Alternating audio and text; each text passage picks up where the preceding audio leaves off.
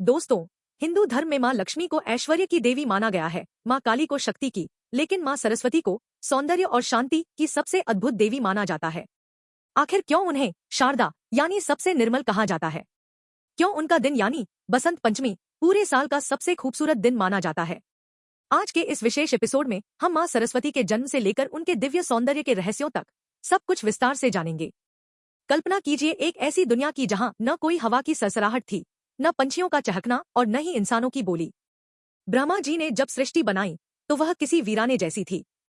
सब कुछ जड़ था। ब्रह्मा जी अपनी ही रचना को देखकर दुखी हो गए। उन्हें लगा कि बिना वाणी के यह संसार अधूरा है। तब उन्होंने भगवान विष्णु का ध्यान किया। विष्णु जी प्रकट हुए और बोले, ब्रह्मदेव, ज्ञान और वाणी के बिना चेतना संभव नहीं है। आपको शक्ति के उस स्वरूप का आवाहन करना होगा जो अक्षर और स्वर की स्वामिनी है। ब्रह्मा जी ने अपने कमंडल से पवित्र जल को ब्रह्मांड के शून्य में छिड़का। जैसे ही जल की बूंदें हवा में तैरी, एक बिजली जैसी कड़क हुई और उस दिव्य जल से एक ऐसी देवी प्रकट हुई जिनके तेज से करोड़ों सूर्य फीके पड़ गए। उनके हाथ में वीणा थी जो संगीत का प्रतीक है, पुस्तक थी जो ब्रह्मांड के सारे ज्ञान की जननी है और माला थी जो ध्यान और एकाग्रता सिखाती है। उनका स्वरूप इतना शांत और सुंदर था कि उन्हें देखते ही ब्रह्मा जी के मन की सारी चिंता दूर हो गई। माँ सरस्वती को सबसे खूबसूरत इसलिए माना जाता है क्योंकि उनका सौंदर्य सात्विक है। श्वेत वस्त्र, वे हमेशा सफेद साड़ी पहनती हैं।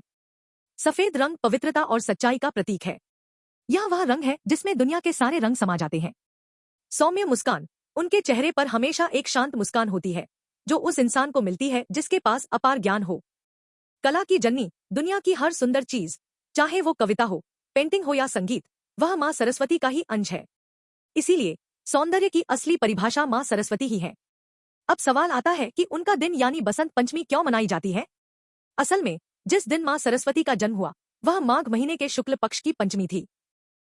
उस समय प्रकृति में एक अद्भुत बदलाव आया। कड़ाके की ठंड खत्म हो रही थी और पेड़ों पर नए पत्ते और पीले फूल खिल रहे थे।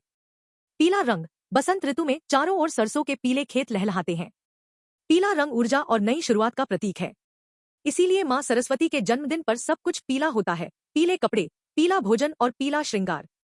प्रकृति खुद अपना श्रृंगार करके माँ का स्वागत करती है। शास्त्रों में एक कथा और मिलती है। जब माँ सरस्वती प्रकट हुई तो उनके दिव्य स्वरूप को देख स्वयं भगवान कृष्ण बहुत प्रसन्न हुए। उन्होंने माँ सरस्वती को वरदान दिया, हे वाग्देवी, आज से हर साल बसंत पंचमी को संसार आपकी पूजा करेगा। जो विद्यार्थी, कलाकार और साधक इस दिन आपकी शरण में आएगा उसे ज्ञान और प्रसिद्धि का आशीर्वाद प्राप्त होगा। इसीलिए बसंत पंचमी को अबूझ मुहूर्त माना जाता है, यानी इस दिन बिना मुहूर्त देखे कोई भी शुभ काम शुरू किया जा सकता है। दोस्तों, माँ सरस्वती केवल एक देवी नहीं है, वे हमारे भीतर का विवेक हैं।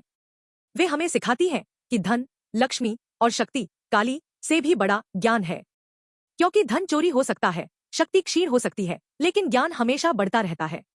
इस बसंत पंचमी आइए हम सब माँ सरस्वती से प्रार्थना करें कि वे हमारे मन के अंधकार को दूर करें और हमें सही मार्ग दिखाएं। अगर आपको माँ सरस्वती की यह कहानी प्रेरणादायक लगी तो वीडियो को लाइक करें और अपने दोस्तों के साथ शेयर करें। और हाँ, कमेंट्स में जय माँ शारदे लिखना न भूलें।